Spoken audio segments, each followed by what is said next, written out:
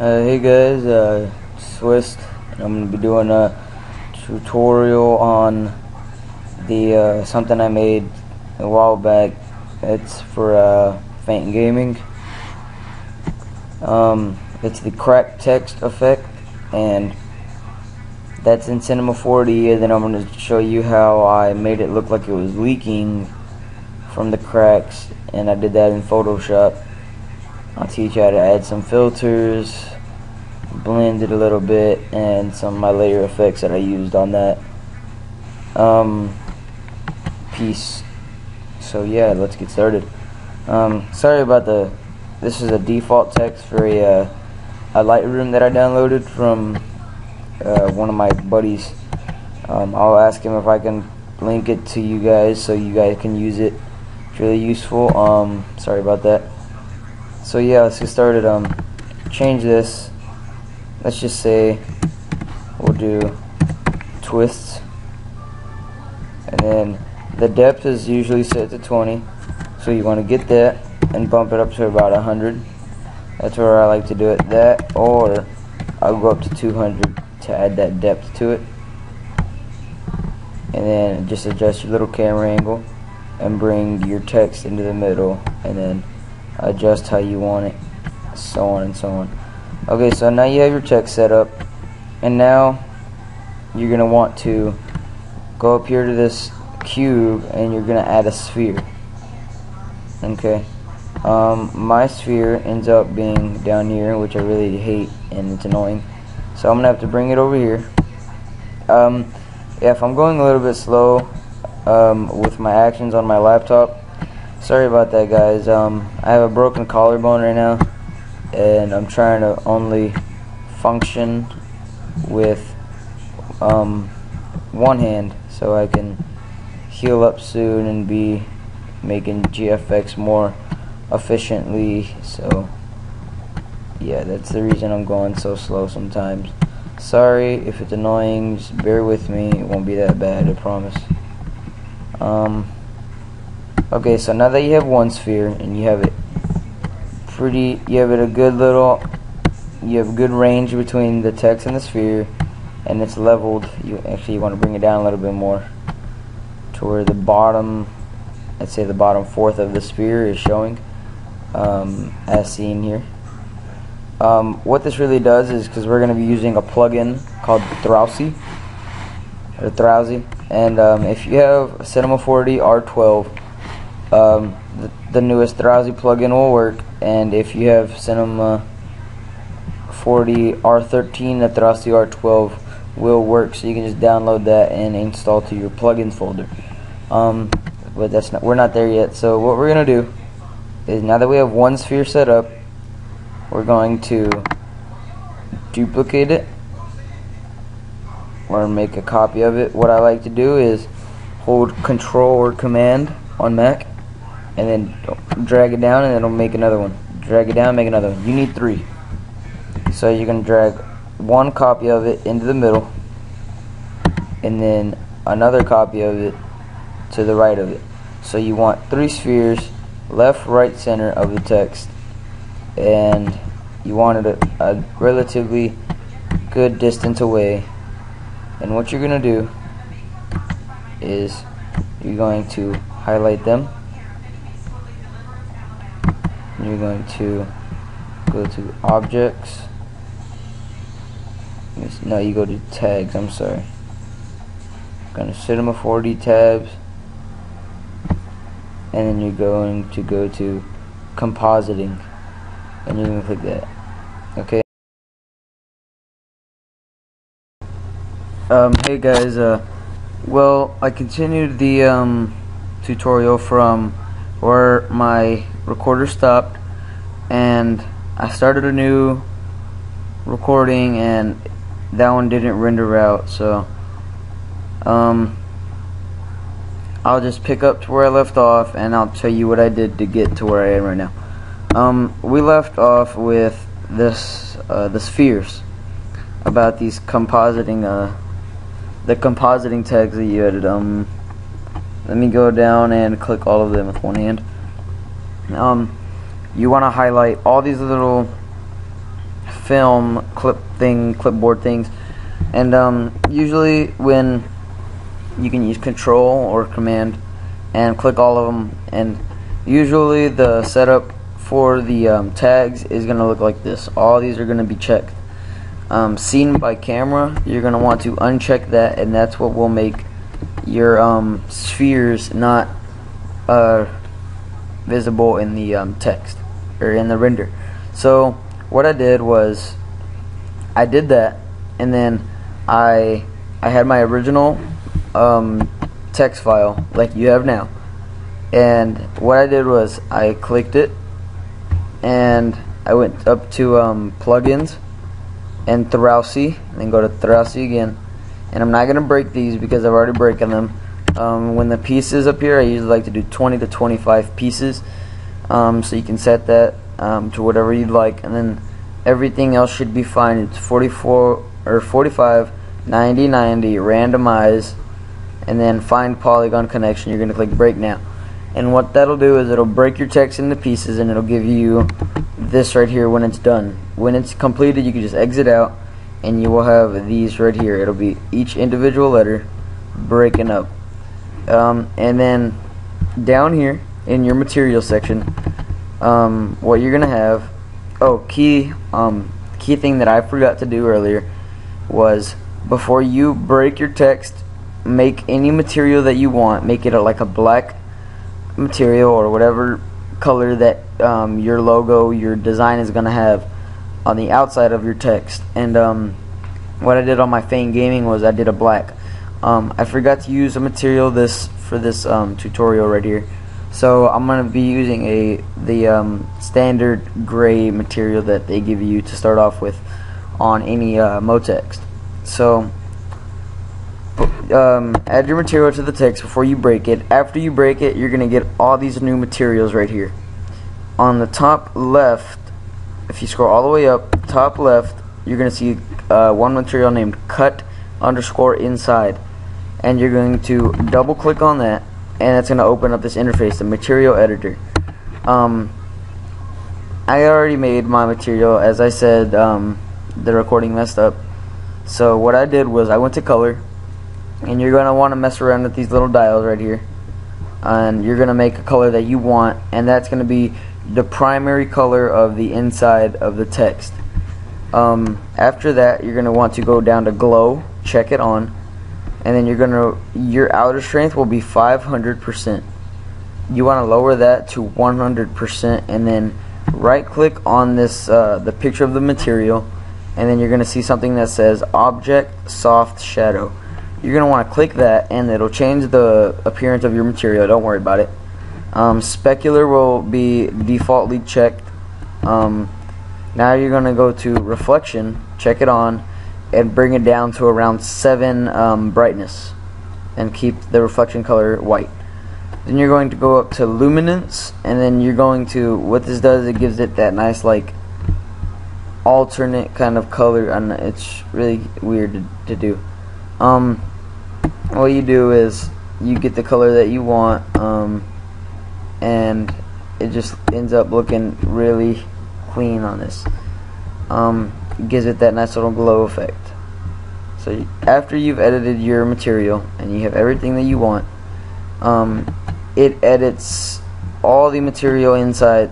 For every single letter, it'll change the inside material to that material that you just clicked. So that'll be done. Now all you have to do now is go up to your render settings, and then for your general, you can leave it the same. For your output, use 640 to by 480. That's a preset. And then you're going to want to go to save, and then you're going to want to save it anywhere you want. Go to file and use this little browse tab. Click that and save it where you want. Then you're going to want to go to format right here, and you're going to want to come down and click PNG. Okay, and then you're going to come down here and want to click alpha channel. What that'll do is it'll make it a transparent background to it. So that's that. Now I have to go to anti-aliasing, and then I go to the anti-aliasing tab and drop down and go to best. and then still image, and then when it says minimum level is 1 by 1, and change your maximum level to 2 by 2, and then exit out of that, and that's your render settings there. Make sure your text is in between your lines if you have them. If not, you're good.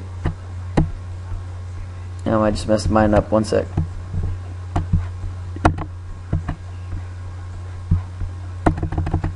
Well, come on. See, this one hand thing is really difficult right now. I mean, my computer is it's going slow and it's just not cooperating with me when I need it to. So now you have your render. You have it. You have your render settings all good. So now you're going to highlight. And you don't need to highlight anything. You're going to go to MoGraph, Effector, and then the Random Effector. And then with this effector, you're going to want to lower the strength of it, and you want to have your all your. Let me undo that. Sorry about that. If my computer would go a little bit faster, it would be fantastic, but it's not. Okay, so you're going to want to highlight all your text layers. Go to MoGraph, Effector, Random, like we did just now. And you're going to want to lower the strength. What I like to do is I like to make it readable, but enough to where it's broken and you can see the inside. So I'm going to bring it down to about 14, maybe I'll go up to 16 with it. And then render it out. And just get it to your liking. I don't like to make mine too messy. I like it to be like it's overflowing, like you can see the glow and you can see the breaks in it, but it's readable. This comes out to be pretty nice. I have a dark gray outside, like a light blue glowing inside, and that glowing effect makes it look like it's going to be leaking out of the middle, out of the inside of the text. So once that's done, you're going to want to click this in between your render and your render settings. It's going to be the actual render button. You're going to click that and it'll bring up a tab, and it'll take some time most likely to render it out. So I already have mine rendered out, and what I'm going to do is go into your, when it's completed, you're going to want to go into your Photoshop, and I'll go ahead and close my Cinema 4D as it tends to lag a bit on me when I'm doing this stuff, and I have a lot on me. Okay, so you're going to go to your Photoshop and go to Place. First of all, you're going to want to create a new document. What I like to do is go 1080 by 720. That's my dimensions for a desktop background. I mean, this can be done for signatures with a transparent background. It looks really nice. Looks really clean and official. So yeah, you're going to go to want to place, and then go to the destination that you saved it at. I'll go to mine right now, and I'll find mine. Scroll down. These are all my Cinema 4D creations. Let me see. I named mine tutorial for the time being. Okay. Hold on, guys. I'm trying to readjust.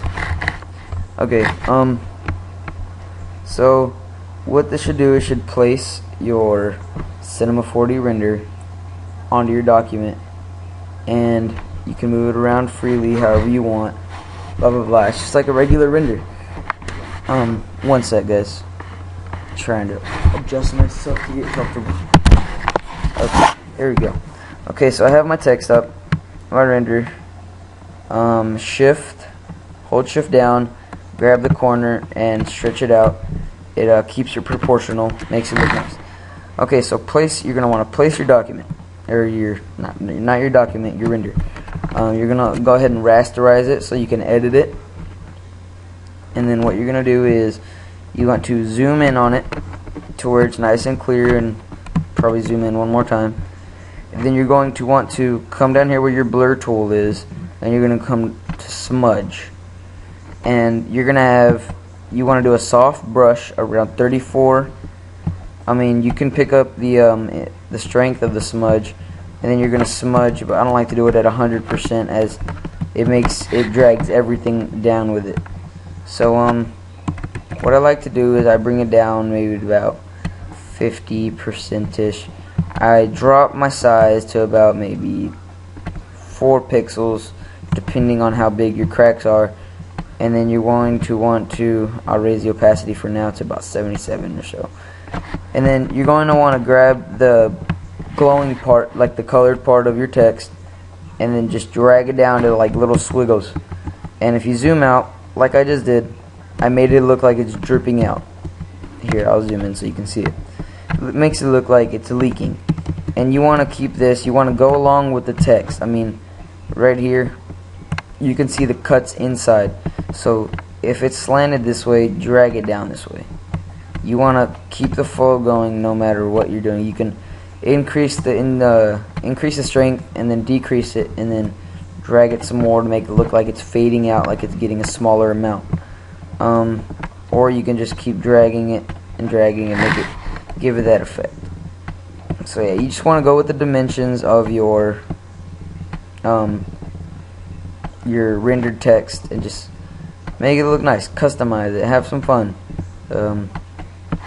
Just keep doing it, and that's pretty much what it'll come out to look like.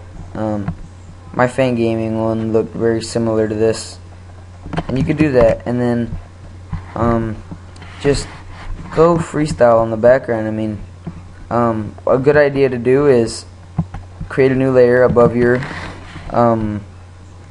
rendered layer. I like to name mine, so I'll do text overlay. I'll name it text overlay.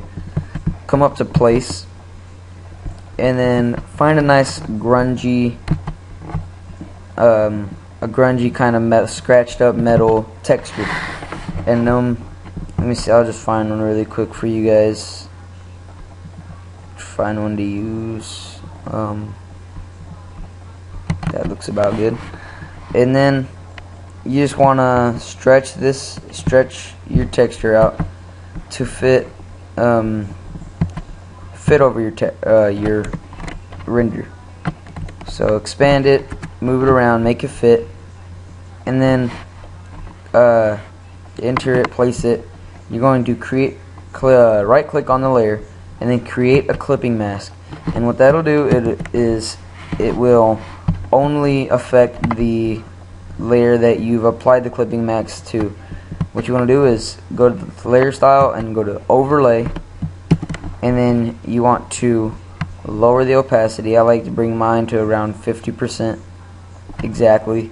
And what that does is it gives your text texture, but it won't affect your glow, considering it's too bright to affect it, and it'll just look normal, as you can see right here. It just looks really nice. So that's pretty much the tutorial. For time being, I'm not gonna keep going with the background and the final product, so on and so on.